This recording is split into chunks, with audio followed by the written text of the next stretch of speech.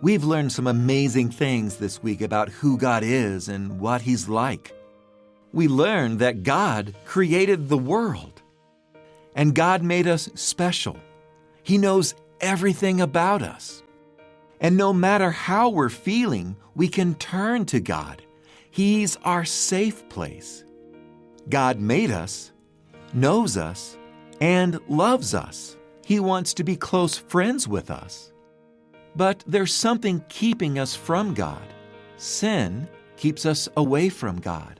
Sin is the wrong things we think, say, or do. No one is perfect. We've all sinned. That makes God sad. But God had a plan to make things right.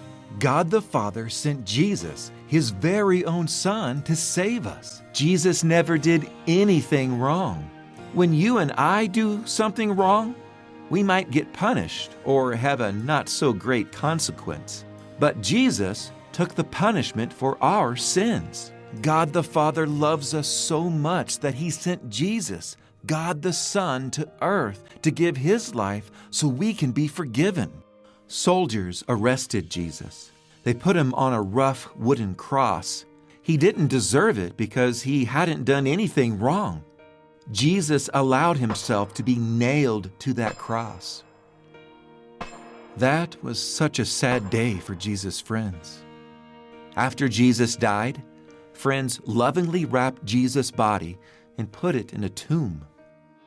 But the story isn't over. Something surprising happened 3 days later.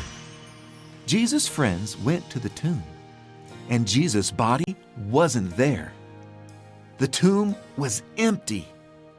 Jesus had risen again. What a great surprise! And Jesus is alive today. He showed He's stronger than death. Now that's worth celebrating. That's how much God loves you.